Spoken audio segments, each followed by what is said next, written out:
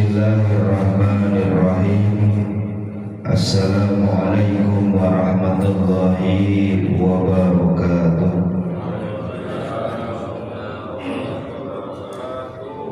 Alhamdulillahilladzi qad akhraja nataijal fikri li arbabil hijab. Wassalatu wassalamu ala rasulillah wa ala alihi wa sahbihi wa mawala. Wa ufawwidu amri illallah, innallaha basyirun bil ibad. Rabbi israh li sadri wa yassir li amri wahlul 'uqdatam min lisani yafqahul qawli, amma ba'du.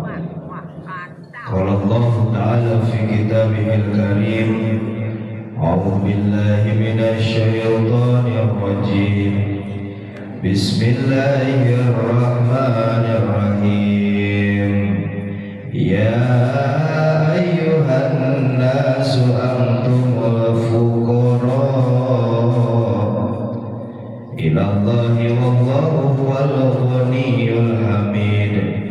Iya sayuhibkum wa yati bi khalqin jadid wa ma dzalika 'alallahi bi aziz. Al-ayah wallahu a'lamu bi muradih. Wa qala aidan fil nadam la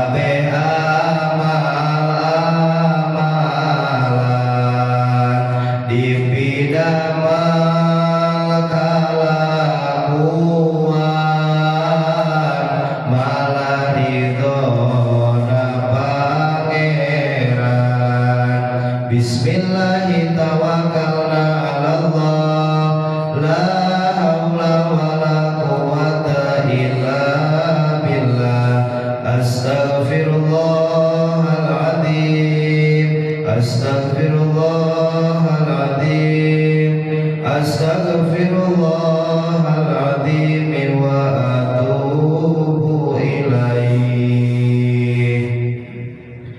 Bismillahirrahmanirrahim. Masih di dalam surat Al-Fatir atau biasa disebut dengan surat Fatir ayat 14. Ya ayyuhan nas antumul fuqara ilallah. Ya ayyuhan nas, kalimat umum semua manusia, tidak melihat golongan atau agama manapun.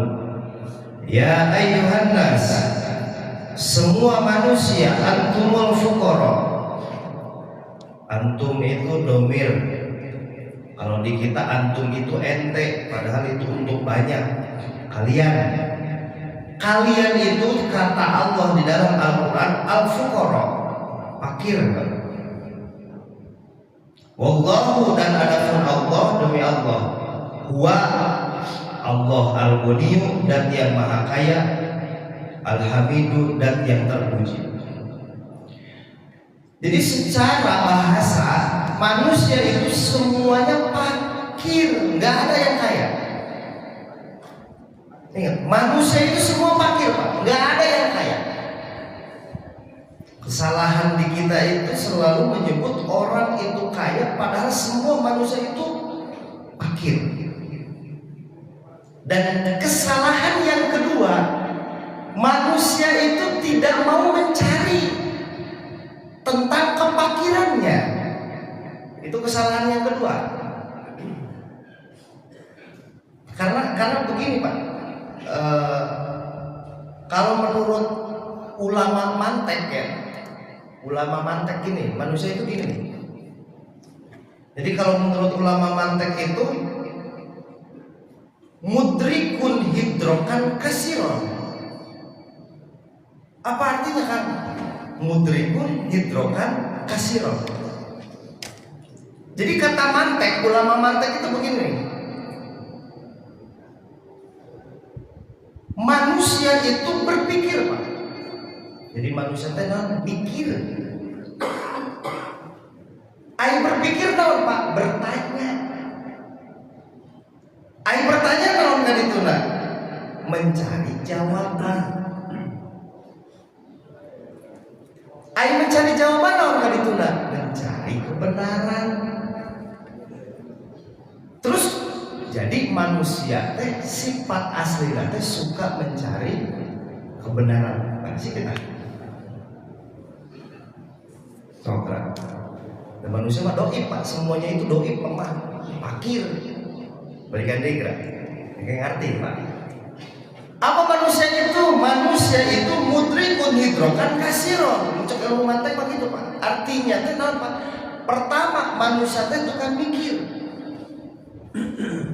Nu kadua, manusia teh sauntos berpikir, sesudah berpikir dia akan bertanya. Sesudah bertanya, naon deui, Pak? Dia akan mencari jawaban. Sesudah mencari jawaban, naon? Pasti dia mencari kebenaran. Nah, eta disebutna teh. Makana kieu mun cek ilmu tauhid mah ya urang sambungkeun. Cek ilmu tauhid mah fitrahna manusia itu akan selalu mencari tahu, mencari kebenaran. Contoh kayak misalkan di masjid, Pak, di masjid ya. Di masjid misalkan aya wudhu ya. Aya wudhu, aya HP, aya tas, aya duit. Nah, pertanyaannya kan ya, ketika Bapak, saya bikin analogi, bikin contoh. Ketika Bapak masuk ke masjid, aya HP, aya uang. Nu pertama ditanyakan ke Bapak naon? Ki lain duitna. Maksudnya bukan gitu aja. Kieu, Pak, menu maksud pertama ditanyakan naon, Pak, coba? Ieu saha nu bogana nya? Paham tuh, Pak? Ieu urang ngaji tauhid saya teh kieu. Masih ngaji tauhid aja. Ya kieu. Ieu saha nu bogana nya? Fitrah manusia itu akan selalu mencari tahu siapa yang punya sebenarnya. Sok ayeuna Bapak kieu gerak. Bapak tiba-tiba kieu, Pak, ya. Tiba-tiba orang lahir, tiba-tiba gede, tiba-tiba tatangkalan biji, tiba-tiba tatangkalan tumbuh, tiba-tiba buahan, tiba-tiba masak, tiba-tiba matang, tiba-tiba kolot, tiba-tiba pahit. Siapa yang menggerakkan ini? Fitrah manusia itu pasti gitu sebenarnya, Pak. Kok gerak? Kan kesalahan di orang, ngembung. Tiba-tiba nggak hujan, selesai. Nggak bisa begitu. Hujah itu bahasa keren nama argumentasi. Argumentasi itu dari argumentatif. Biasa nama argumennya tidak sampai 8 sebab. Sebab karena oleh karena itu demikian mungkin karakter jadi argumen. Sebenarnya gitu-gitu kene Pak rek kuliah sepuh luhur gitu-gitu kene. Makanya coba pesantren mah S2 teh lamun di pondok pesantren mah 6 tahun itu teh. Bener pesantrenan, ya itu bener mah nyanger. 6 tahun pesantren itu sama seperti orang yang sudah S2. Jadi orang makan yang argumentasi dan hujan. Nah ini seperti ini. Karena kan itu nanti jadi artikulatif kan itu nanti. Nih Pak, kenapa saya mengatakan ayat kemarin ini agak panjang? Karena sambungannya memang panjang. Fitrah manusia itu akan selalu mencari ingin tahu dan akan selalu mencari tahu siapa pemiliknya. Semua Pak. Sifat di orang kan beda. Makanya Allah mengatakan, ya ayyuhan nas antumul fuqara. Semua manusia itu fakir. Sehebat apapun manusia itu mengelola ekonomi, dia tetap sudah termasuk ke dalam kategori fakir. Bapak mengatakan, saya punya teman saya punya kolam renang 2 tingkat di atas rumahnya. Bapak ningali eta laut sana, pokoknya kolam renangan. Itu gitu. Tapi lalu Bapak punya fitrah, Bapak menanyakan, ya pembuka laut. Siapa nih yang menciptakan laut? Karena akan selalu mencari tahu siapa pemiliknya. Tapi fitrah manusia itu apa sebenarnya? Aku sama dia orang di nyata kita sih benar sih makanya. SDM manusia itu ya tergantung di situ. Jadi lo mencek ilmu mantek macam cek ilmu akal mah ya mantek cek mikir mah kieu ya. Jadi mudrikun hidrokan kasiro. Manusia itu berpikir, sesudah berpikir bertanya, sesudah bertanya mencari itu, sesudah mencari jawaban mencari kebenaran terus. Atau bab mikir teh bada deui sabaraha. Geus mikir deui aya bertanya, nanya kumaha deui sabaraha tingkatan. Geus sabaraha tingkatan mentakan akan itu ya dia saling baju dia, seperti gitu. Dia ilmu malam terus seperti gitu. Nah itu. Nah sama Pak. Seperti contoh seperti gini loh Pak.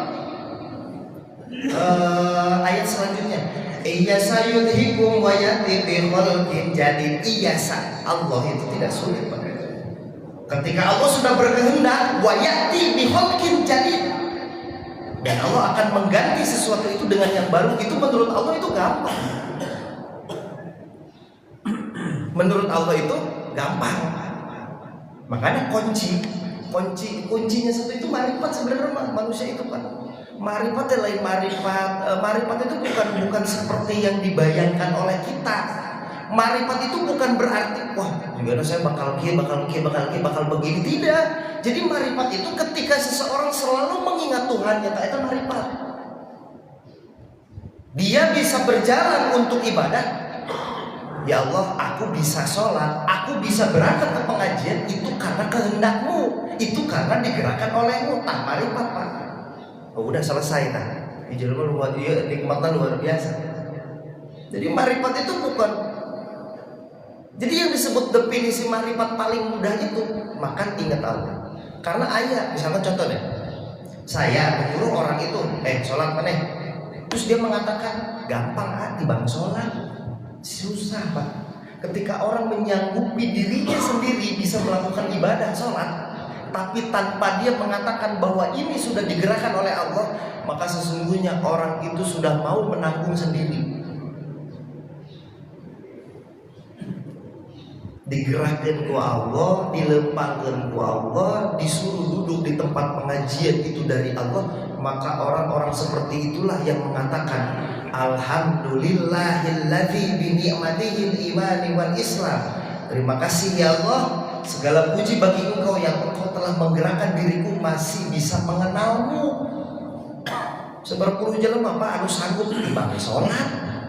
Tibang. Sok we lakukeun. 5 menit ge asa karasa 50 kilo atuh. Salat 5 menit teh oream Pak. Malas. Tapi kalau tidak digerakkan oleh Allah, itu sulitnya luar biasa. Malas Pak. Kita jalan kaki saja 30 menit nggak kerasa. Ngaji, sholat, gila lama. Makanya Tuan Syekh Abu Hasan Asadili mengatakan sesuatu yang sifatnya ibadah dan dia menggerakkanmu untuk mengenal zatnya, maka terpujilah dirimu, ucapkanlah alhamdulillah. Gitu. Seberapa puluh jelema anu sararo dapat ke tengah masjid sampainya kan. Untuk berat. Berat. Nah ini yang harus dipelajari itu seperti itu, Pak. Jadi ayat Quran itu luar biasa, Pak. Di sini mengatakan Allah begitu, wa ma dzalika 'alallahi bi'aziz, wa ma dzalika, dan adapun itu semua isim isyarah kembali kepada Allah dan yang terpuji, bi'aziz, sebenarnya tidak sulit untuk Allah. Allah mau mengganti lama dengan yang baru, mematikan, itu semua sama. Dan menurut Allah itu tidak sulit. Cuman menurut kita sulit.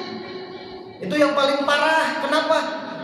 Ya gini Pak ya Pak, tingkatan syukur menurut kita sulit itu apa coba? Kalau kata Ibnu Athaillah itu kan gampang. Jadi gini Pak, apa yang membuat hidupmu berat di dunia? Nah, ini kan kalimat pertanyaan. Apa yang membuat hidupmu berat di dunia sebenarnya? Ibnu Athaillah kan menjawab itu kan secara simpel gitu. Kamu tahu nggak apa yang membuat hidupmu berat di dunia? Nikmat orang lain kamu kagumi, tapi nikmat dirimu kamu abaikan. Bisa gitu kan Sokrat? Berat sih ya. Ya bukan rokok sabatamu kesyukuran we ulah nu sabungkus da itu boga duit mariwe. Sama Pak. Semua sama. Ya, nikmat orang lain kita kagumi, tapi nikmat sendiri diabaikan. Nepi ka irah bakal berat kejadian. Seberapa hidup masih simple. Ini seperti kieu Pak, seperti kieu contoh Pak. Menurut ya kan ini pembahasan kamar ya, anu husnul amali nata iju husnul ahwal wa husnul ahwali maqamatil injal. Ini kamar ya makalah hikamna kan kieu kan. Jadi bahasanya kan kieu Pak. Kenapa kita merasa hidup di dunia itu lama? Padahal sebentar loh Pak. Ya saya kasih contoh ya. Pokoknya saya lamun teu manggi dahar besok paeh pokoknya. Pokoknya nanti dijadikan perbincangan atau gunjingan. Sekarang saya tanya. Umur di dunia dengan umur di kuburan lebih lama mana? Di kuburan. Soalnya saya tanya. Imam Syafi'i sabarang ribu tahun Pak?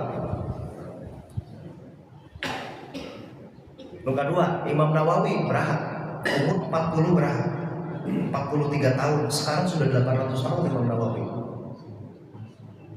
Umur kita ini paling hanya 50, 60, 70 paling bonus, 40, 50. Umur kita itu lebih lama di kuburan Pak sebenarnya daripada di dunia, daripada di kapel lah kurang gitu.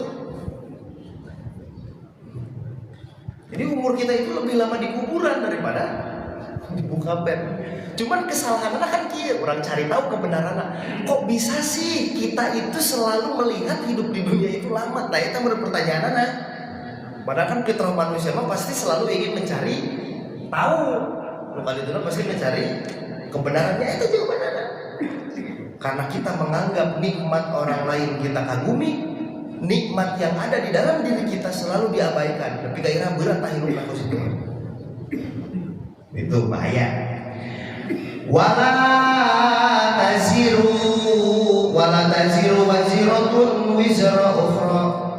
Wala taziru, dan tidak bisa dosa seseorang waziratun wizra ukhra.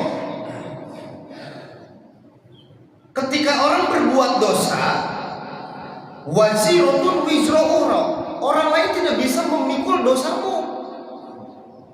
Engkau berbuat baik berarti kebaikanmu tidak bisa ditanggung orang lain, yaitu untuk dirimu. Dan ketika dirimu berbuat dosa, dosamu pun tidak bisa ditanggung oleh orang lain. Sama Pak. Ketika engkau berbuat satu kesalahan, kesalahanmu tidak bisa dipikul oleh orang lain. Dan ketika orang lain melakukan kesalahan pun sama. kesalahan orang lain tidak bisa dipikul olehmu. Waziratan ukhra, waziratun wizra ukhra. Wa in ta'u masqalatun ila himliha. Walaupun engkau mengajak kepada seseorang untuk apa? Untuk memikul dosamu, memikul kebaikanmu, tidak bisa, Pak. Semua itu ada proporsinya. Walau kana dza qurba, walaupun engkau memanggil kerabat-kerabatmu, lain cina orang dipitnah, tadi cina cuma ditanggung, kemana itu bisa, mana nunyian dosa, mana nunyian salah, konsekuensinya tanggung kemana sorangan. Innama tundirul ladzina yakhshawna rabbuhum. Tetapi kata Allah, orang-orang yang dikasih peringatan, kata Allah, yang bisa menerima yaitu adalah orang-orang yakhshawna rabbahum, orang-orang yang mempunyai rasa takut kepada Rabb-nya. Ini jadi maya. Nyari kecobrak sengaja coblak sama mahawai, mana jelema itu pernah punya rasa takut ke Allah ada. Percuma hidayah mahal. Hidayah itu mahal, Pak. Kalau misalkan kita analisa itu mahal. Luar biasa, Pak. Hidayah taufik itu mahal. Makanya kalau kita ngaji ayat Quran itu di sini mengatakan begitu. Dosamu yang engkau perbuat itu tidak bisa dipikul oleh orang lain. Berarti mafhum muwafaqahna sama, mafhum mukhalafah pun sama. Kebaikanmu yang engkau lakukan itu juga sama, tidak bisa dipikul oleh orang lain. Lamun kurang menyumbang ke masjid, pahalanya mau cek batur, iya Pak, cek diri sorangan.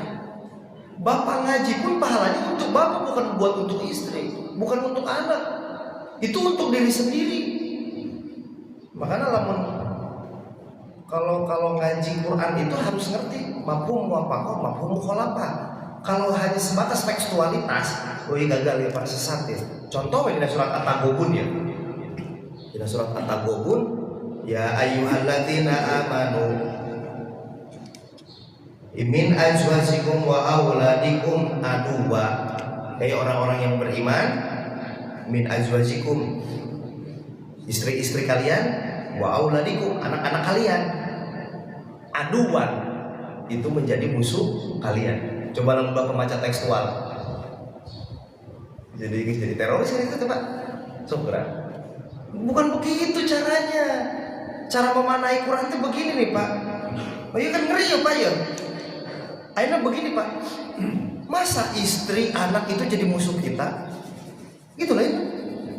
Terus kumaha tuh kan udah disebutkan kalimat adua, kalimat musuh teh. Anak, istri, kerabat, saudara itu bisa jadi musuh Pak. Menurut Quran. Tapi jangan tekstual. Nih cek tafsir kieu. Kamu tahu nggak yang jadi musuh? Kieu Pak. Ketika anak, istrimu, saudaramu, kerabatmu tidak menopang kesalehanmu, tah eta disebut musuh teh. Batu rek ngaji rek non siang ngaji.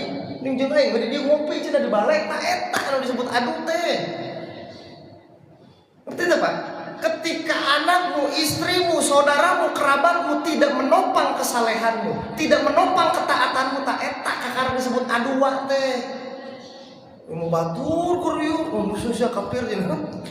Aduh, akhirnya gue ngaji itu dan sama Pak, semua begitu. Makanya kalimat Quran, ada yang musuh mana sah memajikan istri. Sekiranya istri tidak atau anak tidak melarang untukmu berpergian mencari ibadah, sholat di masjid, ngaji di masjid, itu bukan adu. Atau tidak, itu kumanya. Capruk sudah beli buku, ya beli buku mau ngapain Pak? Makanya cek saya tadi disebutkan ya ayat nanti di surat At-Taghabun, ya ayyuhalladzina amanu min azwajikum wa auladikum aduwa. Orang mau istri mau musuh we. Lu kalimat musuh naon yang tidak menopang kesamehanmu. Arek sholat disiksa orang, arek sholat dilarang orang, arek ngaji orang dilarang, arek sedekah orang dilarang. Ketika semua perbuatan baik kita dilarang, tak eta disebut adu. Adua teh musuh. Kamu arek ngaji arek naon? Bapak ngaji cenah hirup ge moal bener ieu ngaji mah cenah mending dagang we, mending usaha. Baru bawa eta disebut adua. Makanya semua itu ada proporsinya. Itu. Teruskan Pak ayat kan? Bentar lagi. Alladzina yashawna rabbahum bil ghaib wa aqimus sholata, yaitu orang-orang yang selalu mengerjakan, mendirikan sholat. Wa man tazakka, barang siapa yang selalu membersihkan dirinya, fa inna ma yatazakka li nafsi, maka sesungguhnya orang itu sudah membersihkan diri sendiri. Wa ilallahi, dan akan kembalilah kita al-masir, ke tempat yang mana semestinya. Maka di dia disebutkan wa ilal masir dina tafsir ayat wa ilaihil marji'i. Disebutna masir teh tafsiran teh maknana teh kembali.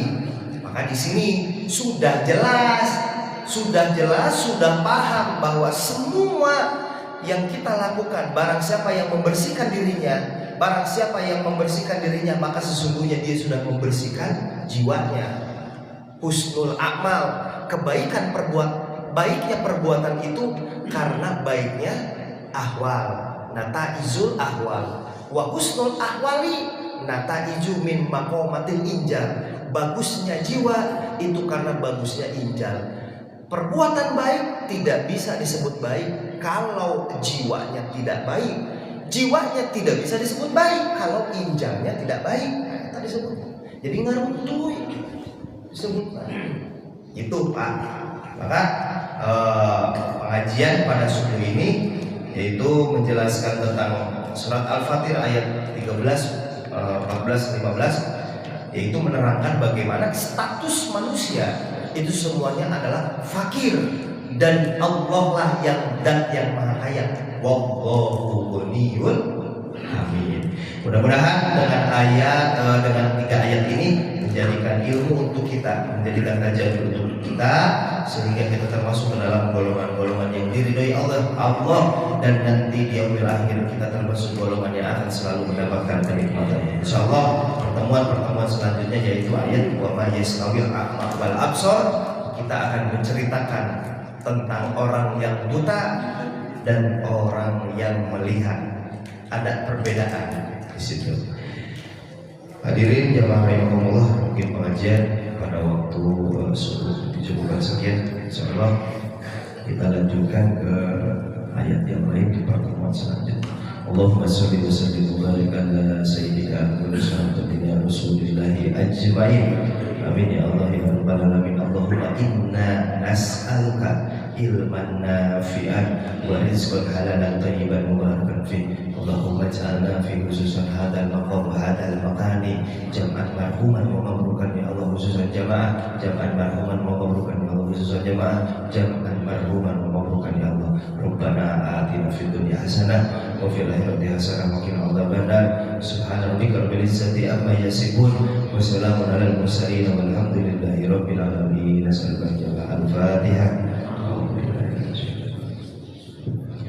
Alhamdulillahirabbil alamin arrahmanir rahim maliki yaumiddin iyyaka na'budu wa iyyaka nasta'in ihdinas siratal mustaqim siratal ladzina an'amta 'alaihim ghairil maghdubi 'alaihim waladdallin amin. Rabbighfir lana wa liwalidayya amin. Wallahul muwaffiq ila aqwamit thoriq. Wassalamualaikum warahmatullahi wabarakatuh.